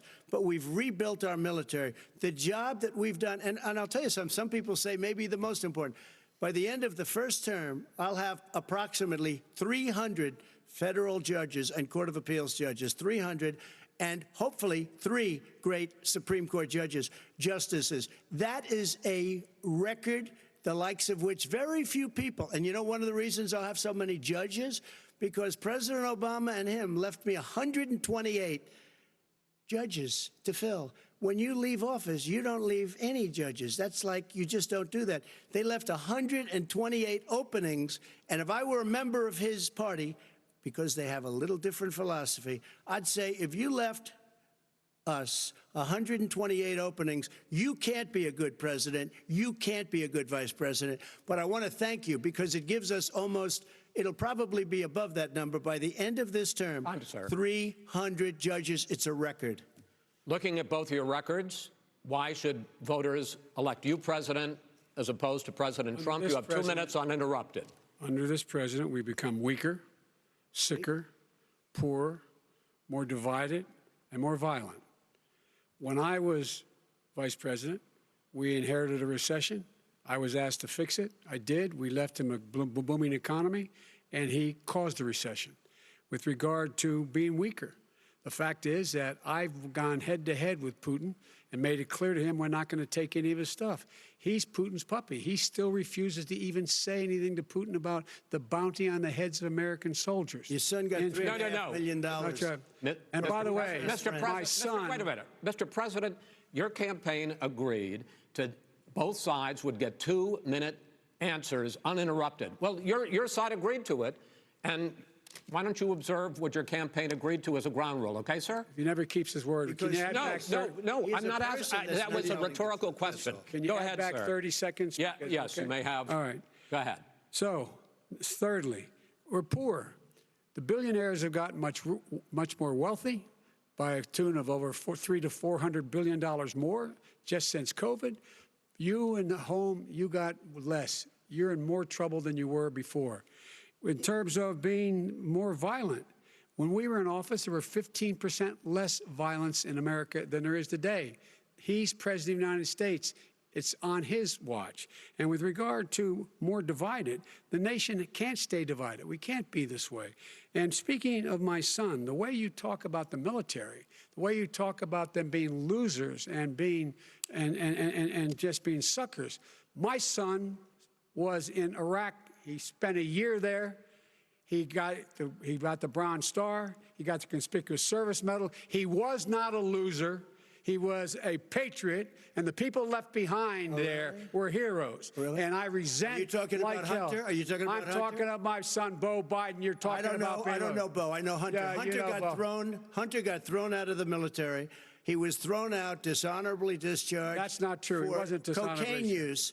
And he didn't have a job until you became vice president. And once you became vice president, he made a fortune in Ukraine, in China, in Moscow, that is simply and various other places. True. He made a fortune. My son. And he didn't have a job. My son, like a lot of people we know at home, had a drug problem. He's overtaken it. He's fixed it. He's worked on it, and I'm proud of him. But why was he given tens of millions of dollars? But he wasn't given tens of millions of dollars. That is totally discredited. We've already been through. Totally discredited. We've already been through this. I think the American people would rather hear about more substantial subjects. Well, you know, as the moderator, sir, I'm going to make a judgment call here. Gets $3.5 million from the mayor of Moscow. Let's talk about not true. Gentlemen, that report is totally discredited. Mitt Romney on that committee said it wasn't worth taxpayers' money, that report. It was written for political reasons. You know, I'd like to talk about climate change. So would I. Okay. The forest fires in the West are raging now. They have burned millions of acres. They have displaced hundreds of thousands of people. When state officials there blame the fires on climate change, Mr. President, you said, I don't think the science knows. Over your 4 years, you have pulled the U.S. out of the Paris Climate Accord. You have rolled back a number of Obama environmental records. What do you believe about the science of climate change? And what will you do in the next 4 years to confront it? I want crystal clean water and air. I want beautiful, clean air. We have now the lowest carbon. If you look at our numbers right now, we are doing phenomenally. But I haven't destroyed our businesses. Our businesses aren't put out of commission. If you look at the Paris Accord, it was a disaster from our standpoint. And people are actually very happy about what's going on because our businesses are doing well. As far as the fires are concerned, you need forest management in addition to everything else. The forest floors are loaded up with trees, dead trees that are years old, and they're like tinder, and leaves and everything else. You drop a cigarette in there, the whole forest burns down. You've got to have forest management. Got to have cuts. What do you believe about the science of climate change, sir? I believe that we have to do everything we can to have immaculate air, immaculate water, and do whatever else we can that's good. You know, we're planting 1 billion trees, the Billion Tree Project, and it's very exciting. You believe for a lot of people. that human pollution, greenhouse gas emissions contributes to the global warming of this planet? I think a lot of things do, but I think to an extent, yes. But I also think we have to do better management of our forests. Every year, I get the call, California's burning. California's burning. If that was cleaned, if you had forest management, good forest management, you wouldn't be getting those calls. You know, in Europe, they have forest cities. They're called forest cities. They maintain their forests. They manage their forests. I was with the head of a major country. It's a forest city. He said, sir, we have trees that are far more, they ignite much easier than California. There shouldn't be that problem. I spoke with the governor about it. I'm getting along very well with the governor. But I said, you know, at some point, you can't every year have hundreds of thousands of acres of land just burned to the ground. That's burning down because of a lack of management. But, sir, if you believe in the science of climate change, why have you rolled back the Obama Clean Power Plan, which limited carbon emissions in power plants? Why have you relaxed? Because it was driving energy prices through the sky. Why have you relaxed fuel economy standards that are going to create more pollution from cars and trucks? Well, not really, because what's happening is the car is much less expensive and it's a much safer car, and you're talking about a tiny difference. And then what would happen, because of the cost of the car, you would have at least double and triple the number of cars purchased. We have the old slugs out there that are 10, 12 years old. If you did that, the car would be safer. It would be much cheaper by $3,500. In the case of California, they've simply ignored. No, but you would take a lot of cars off the market because people would be able to afford a car. Now, and by the way, we're going to see how that turns out. But a lot of people agree with me, many people. The car has gotten so expensive because they have computers all over the place for an extra little bit of gasoline. And, and I'm okay with electric cars, too. I think I'm all for electric cars. I've given big incentives for electric cars. But what they've done in California is just crazy. Right. Vice President Biden, I'd like you to respond to the president's climate change record, but I also want to ask you about a concern. You proposed $2 trillion in green jobs. You talk about new limits, not abolishing, but new limits on fracking, ending the use of fossil fuels to generate electricity by 2035, and zero net emission of greenhouse gases by 2050. The president says a lot of these things would tank the economy and cost millions of jobs. He's absolutely wrong, number one. Number two, if in fact, during our administration, the Recovery Act, I was in charge, able to bring down the cost of renewable energy to cheaper than or as cheap as coal and gas and oil. Nobody's going to build another coal-fired plant in America. No one's going to build another oil-fired plant in America. They're going to move to renewable energy, number one. Number two, we're going to make sure that we are able to take the federal fleet and turn it into a fleet that's run on their electric vehicles. Making sure that we can do that, we're going to put 500,000 charging stations and all of the highways that we're going to be building in the future. We're going to build an economy that, in fact, is going to provide for the ability us to take 4 million buildings and make sure that they, in fact, are weatherized in a way that, in fact, they'll emit significantly less gas and oil because the heat will not be going out. There's so many things that we can do now to create thousands and thousands of jobs. We can get to net zero in terms of energy production by 2035. Not only not costing people jobs, creating millions of good-paying jobs, not $15 an hour, but prevailing wage, by having a new infrastructure that, in fact, is green. And the first thing I will do, I will rejoin the Paris Accord. I will join the Paris Accord because with us out of it, look what's happening. It's all falling apart. And talk about someone who has no relationship with foreign policy. Brazil, the rainforests of Brazil are being torn down, are being ripped down. More carbon is absorbed in that rainforest than every bit of carbon that's emitted in the United States. Instead of doing something about that, I would be gathering up and making sure we had the countries of the world coming up with $20 billion and say, here's $20 billion. Stop tearing down the forest. And if you don't, then you're going to have significant economic consequences. What about the argument that President Trump basically says that you have to balance environmental interests and economic interests, and he's drawn his line? Well, he hadn't drawn a line. He still, for example, makes sure that he wants to make sure that methane's not a problem. You can now emit more methane without it being a problem. Methane. This is a guy who says that you don't have to have mileage standards for automobiles that exist now. This is the guy who says that, well, the fact that it's all true. And here's the deal. He's talking about the Green New Deal, and it's not $2 billion or $20 billion, as you said. It's $100 trillion. I'm talking about where they want to rip down buildings and rebuild the building. No, it's the dumbest, most ridiculous. Where airplanes are out of business, where two-car systems are out, where they want to take out the cows too. You know, that's not true either, right? This is a $100 trillion. That's more money than our country could make in That is 100 simply years, if we're not going the case. All right, let me destroy our because I country. actually, wait a minute, sir. I actually have studied your plan, and it includes upgrading 4 million buildings, weatherizing 2 million homes over 4 years, building 1.5 million energy-efficient homes. So the question becomes, the president is saying, I think some people who support the president would say that sounds like it's going to cost a lot of money and hurt the economy. What it's going to do is going to create thousands and millions of jobs, good-paying jobs. Let him finish, sir.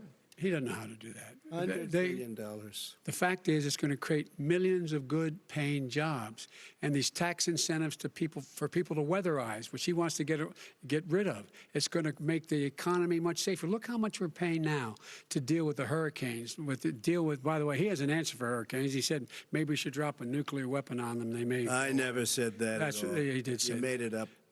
And here's the deal. You make up. We are going to be in a position where we can create hard, good jobs by making sure the environment is clean and we all are in better shape. We spend billions of dollars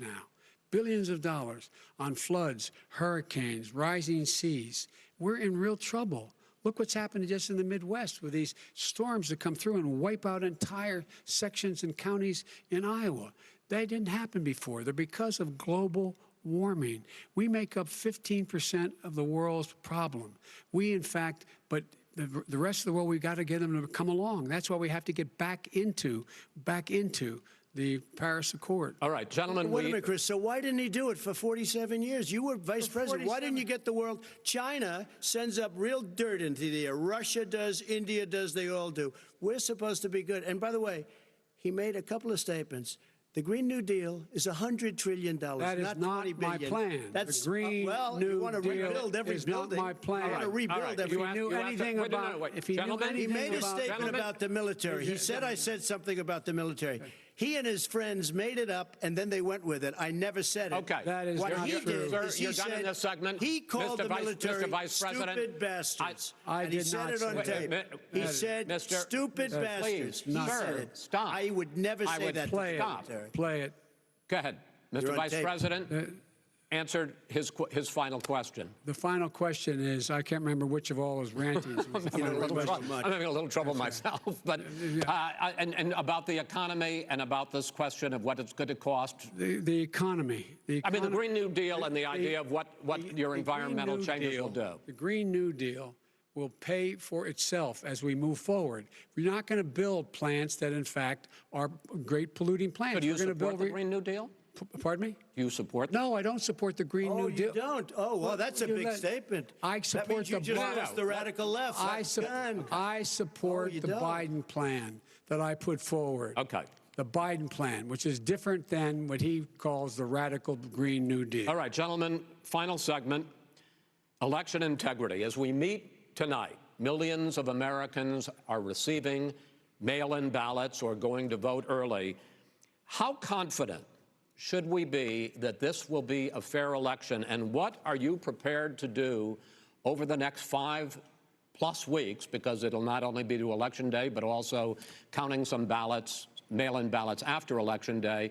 What are you prepared to do to reassure the American people that the next president will be the legitimate winner of this election? In this final segment, Mr. Vice President, you go first. Prepared to let people vote. They should go to iwillvote.com.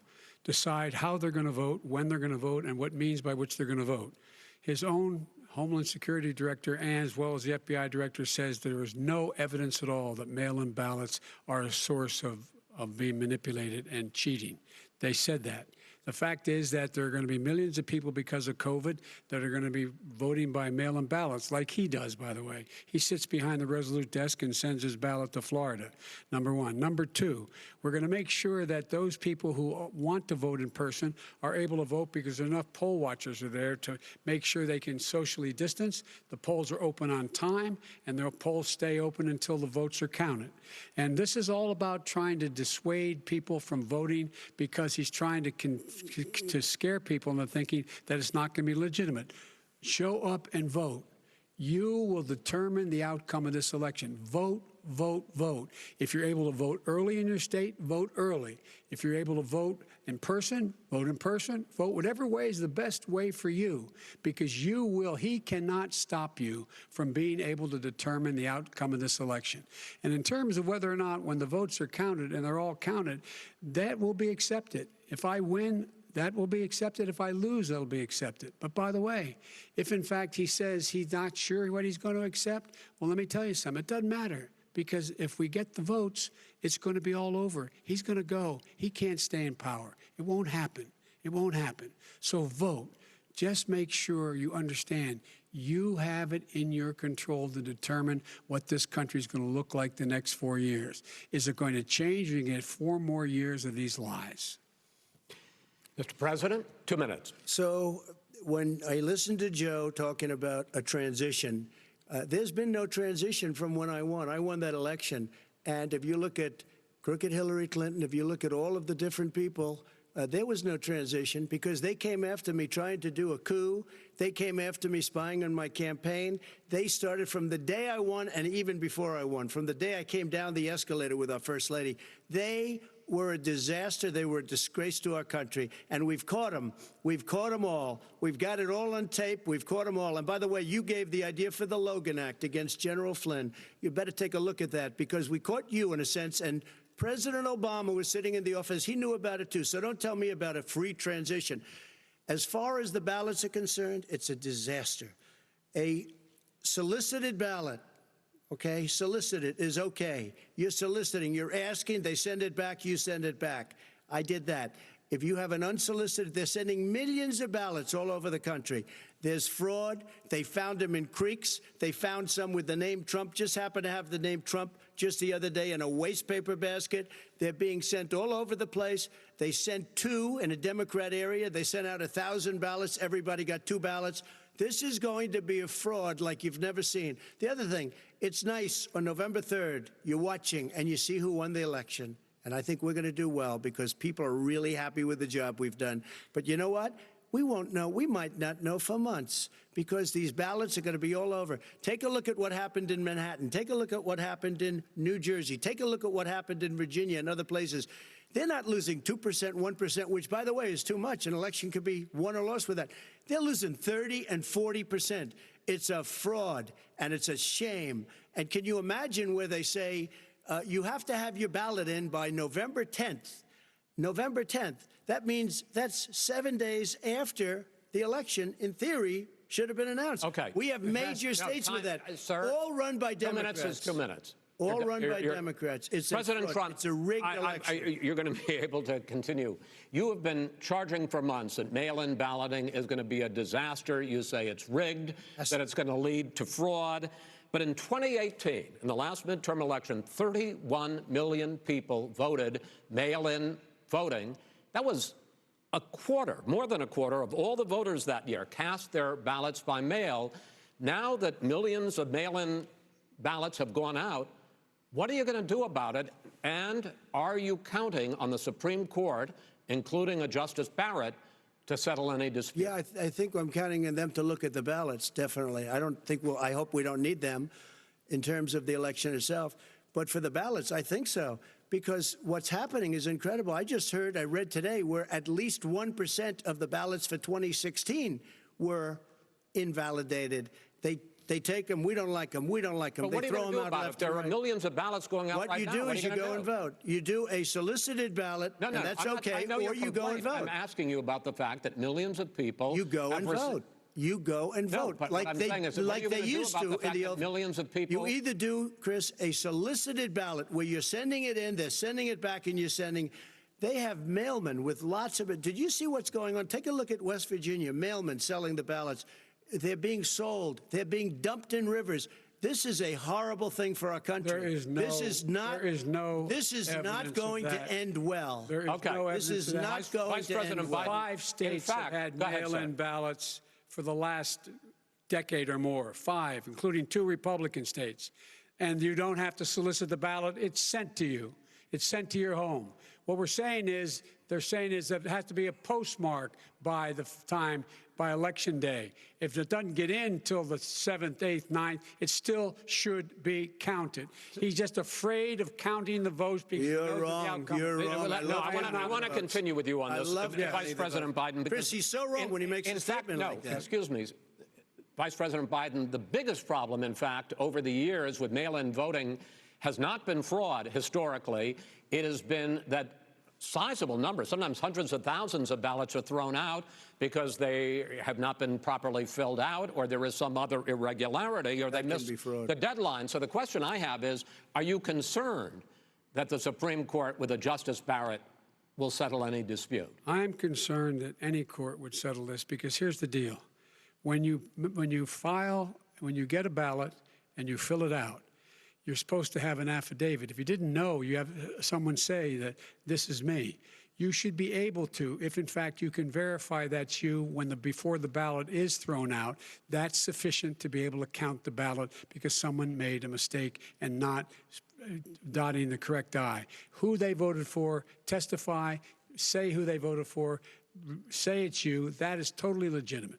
All right. Excuse me, Chris, when you have 80 million ballots, I have a final Senate question. and swamping the system, you know it can't be done. You know it can't, and already there's been fraud. Mail service delivers 185 million question is, in 8 states, we can keep talking. In 8 states, election workers are prohibited, currently by law, 8 states, from even beginning to process ballots, even take them out of the envelopes and flatten them until Election Day. That means that it's likely, because there's going to be a huge increase in mail-in balloting, that we are not going to know on election night who the winner is, that it could be days, it could be weeks. Could be months. Until we find out who the new president is. So first for you, sir, finally for the Vice President, I hope neither of you will interrupt the other. Will you urge your supporters to stay calm during this extended period, not to engage in any civil unrest? And will you pledge tonight that you will not declare victory until the election has been independently certified? President Trump, you go first. I'm urging my supporters to go into the polls and watch very carefully, because that's what has to happen. I am urging them to do it. As you know, today there was a big problem. In Philadelphia, they went in to watch. They're called poll watchers, a very safe, very nice thing. They were thrown out. They weren't allowed to watch. You know why? Because bad things happen in Philadelphia, bad things. And I am urging my people. I hope it's going to be a fair election. If it's a fair election, I am 100% on board. But if I see tens of thousands of ballots being manipulated, I can't go along with that. And I'll tell you what, from a common sense, does that mean you're going to tell your people to take to the street? It means you have a fraudulent election. You're sending out 80 million ballots. They're not equipped to. These people aren't equipped to handle it. Number one. Number two, they cheat. They cheat. Hey, they found ballots in a waste paper basket 3 days ago, and they all had the name military ballots. They were military. They all had the name Trump on them. Vice President Biden, you think that's good? Vice President Biden, final question for you. Will you urge your supporters to stay calm while the vote is counted, and will you pledge not to declare victory until the election is independently certified? Yes, and here's the deal. We count the ballots, as you pointed out. Some of these ballots in some states can't even be opened until Election Day. And if there's thousands of ballots, it's going to take time to do it. And by the way, our military, they've been voting by ballots since the end of the Civil War, in effect. And that's what's going to happen. Why was it not? Why is it for them somehow not fraudulent? It's the same process. It's honest. No one has established at all that there is fraud related to mail-in ballots, that somehow it's a fraudulent process. It's already been established. Take a look at Carolyn Maloney's race. You had an opportunity to respond. Look at Carolyn Maloney. Go ahead. They have no idea what happened. Vice President Biden, go ahead. He has no idea what he's talking about. Here's the deal. The fact is, I will accept it, and he will too. You know why? Because once the winner is declared, after all the ballots are counted, all the votes are counted, that'll be the end of it. That'll be the end of it.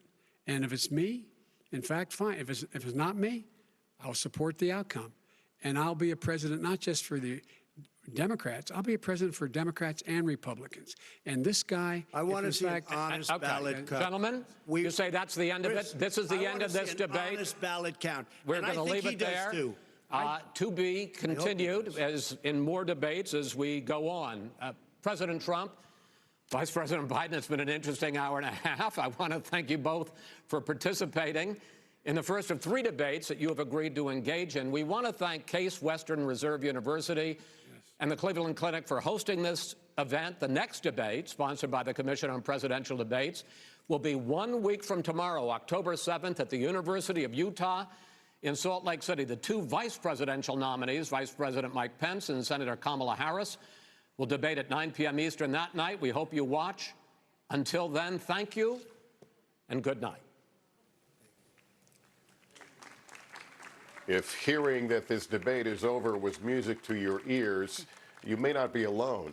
What could have been a low point in American political discourse, certainly in any modern debate we've seen, just took place over an hour and a half. If you showed up looking for a food fight, you got a brawl between these 2 men, a language that we have rarely heard from candidates in a political debate. Name calling that went to a new level. Frankly, Savannah Guthrie, I'm a bit of loss for words here to describe what we've just witnessed. Well, maybe because I think, like so many in this country watching this, your jaw just dropped. You can't pretend that this was a normal debate, a normal example of American democracy at work, a normal, tussle between foes. This was different. This was an all-out grudge match. It was undignified at many times. It was cringeworthy at many times. And you just, as I turn to Chuck, we can't pretend, and I can't go to you, Chuck, with my normal give me some political analysis question, because I think we need to just pause for a moment and say, that was crazy. What was that? It was a train wreck. But it was a train wreck of the making of one person. I mean, we know who did it. President Trump did this. And in some ways, it's the only way he knows what to do. He bulldozed over the moderator, he bulldozed over Chris Wallace, bulldozed and at times flustered Joe Biden. But I don't know if anybody wouldn't have been flustered by the president's behavior and the president's performance. It was a pure train wreck. I don't know how that helped anybody. If you were watching this as an undecided voter, I don't know if it helped at all. I don't know what you learned. Well, did you stay on the channel? I got a lot of texts from people saying I turned it off. Yeah, I've gotten a lot of those comments too, both from true outsiders and from friends and family. A lot of people seem to turn this one off. Again, I go back, I'm trying to figure out, and I'm trying to find, okay, did this politically help anybody? I will say this, Joe Biden's campaign has been trying to make the case, essentially, that President Trump is a fraud, a bully, and has no plans. That was one thing that seemed to get through, I think, at times, and certainly President Trump played the role of the bully quite well. The Trump campaign has been trying to paint Joe Biden as out of it and captive of the left. I think his folks are going to think that the president scored some points here or there. But I'm looking at it, I think a lot of people are going to look at this and feel perhaps a tad empathetic for anybody that had to participate in this. Let me go to Andrea Mitchell right now. Andrea, many of the things that we talked about in the last couple of days came true in terms of the president's strategy to try to get under Joe Biden's skin. He went after his son Hunter on a number of occasions, including when Vice President Biden was talking about his son Beau, who had died honorably serving as a soldier. True. I mean, but this was such a hot mess. You can fault Joe Biden, perhaps, for letting the president get him rattled and for not drilling down on the tax issue and other issues. But frankly, the format, and that you have to fault the moderator in the way the questions were posed once President Trump was rolling over them and bulldozing them, because they didn't talk about COVID nearly as much as race and violence and protests. I mean, it was really, really in the ballpark of the president, because he kept bringing things back to that issue and not letting Joe Biden answer a question. So by blowing it all up and running roughshod over everyone else, he didn't let Joe Biden make the points that he was prepared to make until perhaps the last half hour, last hour, perhaps 45 minutes, where Biden seemed to regain his footing. And the contrast was clear, but I've been watching debates, covering debates since 1976. I've never seen anything like this. I don't think any of us have. Compare it to any debate in presidential history. This was a disgrace, frankly. And the president just did not observe any of the format that his own campaign had agreed to. So I'm not sure what Joe Biden could have done other than trying to get a word in and trying to answer the questions that were asked. Well, let me go to Hallie Jackson, who is at the debate hall. I mean, a couple of things here. The famous maxim inside Trump world is let Trump be Trump. He definitely was Trump, but even kind of a supersized version of himself. So whether or not that was part of the strategy, I'd like to hear you on whether or not the campaign was going in there with that motivation. And Biden, on the other hand, he did have his opportunities. Did he make the most of them, or did he lose opportunities? Couple of things on that, Savannah. When you talk about the idea of the president's strategy going into this and the idea of letting Trump be Trump, as is so often said, listen, the campaign, sources close to the preparations here had said they wanted to see the president go on attack. That was part of what they were coming into this with. Obviously, that happened. That was an incredibly aggressive Donald Trump on stage tonight. He went after, as expected, Hunter Biden multiple times, of course, the vice president's son. You talk about, Savannah, Vice President Biden being on defense to that degree because of the nature of the interruptions, frankly, from the president. It seemed like it was difficult for Joe Biden to be able to push back in any substantive way when the president was sort of rat-a-tat-tat with these attacks on Biden repeatedly over and over again on Hunter Biden. I can tell you that there is already sort of appreciation from people in Trump world for those Hunter Biden attacks. That is something that you're going to be hearing over the next 24, 48 hours and beyond. As Chuck points out, there are some different moments that people who support President Trump are seizing on to say, listen, he was on his game. He had energy is sort of the thinking here. He came out and attacked. On the other hand, I think it is notable when we talk about the substance of this debate, a couple of points and things that the president simply did not say. It cannot go unnoticed that Joe Biden, the former vice president, directly called President Trump a racist. President Trump did not respond to that. The president was directly asked to denounce white supremacy and the Proud Boys. The president said, stand back and stand by, which is not a denunciation. The president was directly asked to urge calm to his supporters during the vote count ahead of Election Day. President Trump did not do that. I think substantively, those are some of the things that you're going to be hearing about over the next couple of days.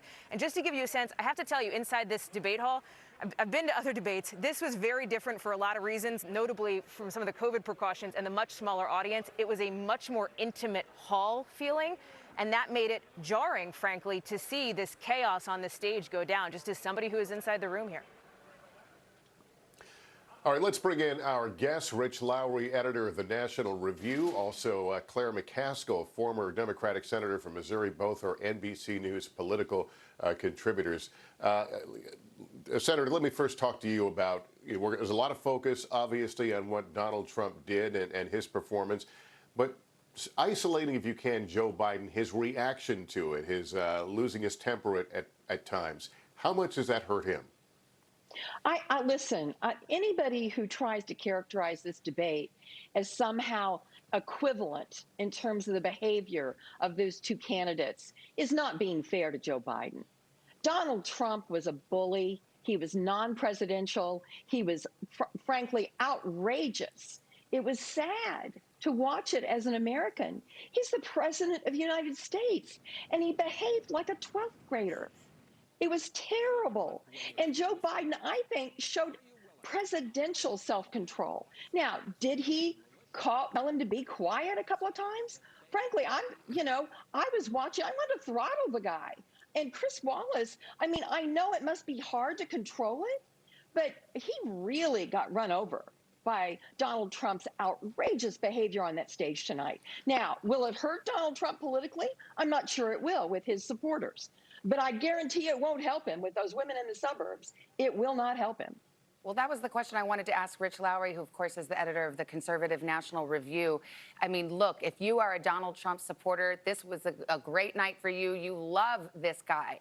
But what about those undecided voters? What about suburban women? What about people who are on the fence? Do you feel that aggressive performance was a good look for Donald Trump? Well, I think the whole night was dispiriting. I wouldn't be surprised if there's not another presidential debate in this cycle. And at the very least, I think the Presidential Debate Commission has to consider cutting off the mics of the people who aren't supposed, of the person who's not supposed to be speaking and whose time it isn't. But look, this was Trump's strategy. And even if it wasn't a strategy, this is his nature. This is the way he is. And I think, he flustered Biden at times. The shut up man wasn't great at the beginning from Joe Biden. Biden was evasive on some key questions, but really importantly, he didn't buckle. He stood there for 90 minutes and took it and gave as good as he got. And with Trump, I think the problem is, especially with Hunter Biden, some of the points he was trying to make didn't really land that well because of his own jagged style and his own over-interrupting. So I agree with Claire. I'm not sure it hurts him, but as someone who is unsettled by the way he's conducted himself as president, but is on the fence about him, are they going to look at this performance and say, that's my guy? Unlikely. So it's probably a status quo debate, but it's Trump that needs the trajectory of this race to change. All right, Rich, thank you. We're going to take a quick break here. We'll be back with more on tonight's debate in just a moment.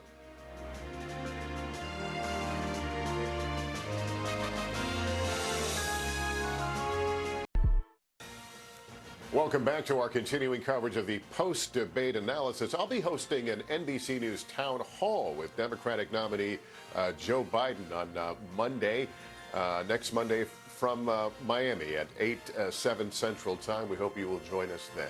Savannah? All right. As I turn to Casey Hunt, our Capitol Hill correspondent, I mean, debates are this kind of cherished ritual of our democracy and of presidential campaigns. A lot of folks remember watching them as little kids. Can you imagine how you'd feel if you were a mom or dad with your kids watching that debacle tonight? I wonder what you're hearing from your sources on the Hill and in the campaigns. Do you think there's a chance that either one or both of the campaigns just says, forget it, we're not doing any further debates? There are 2 more presidential debates scheduled, 1 vice presidential debate scheduled. Well, Savannah, first of all, I'm grateful my son was too young to watch that. Very different from the ones I remember watching as a young child, part of which made me want to be involved in the American political process in the first place. And I think there are certainly sources in both parties who are currently suggesting to me that perhaps it's Joe Biden at this point who should not participate in future debates. As we were negotiating up to this process, remember, there was a lot of concern about whether President Trump was going to be the one to show up. And a lot of the ways that this was negotiated, including the moderator choices and some other things, seemed to suggest that perhaps it was oriented at him. But now I've got more than one source who are saying, hey, maybe Joe Biden doesn't benefit very much from coming back out onto a stage like this, Savannah. All right, Casey, hold that thought. Another break now. We'll be back with some final reflections in just a moment.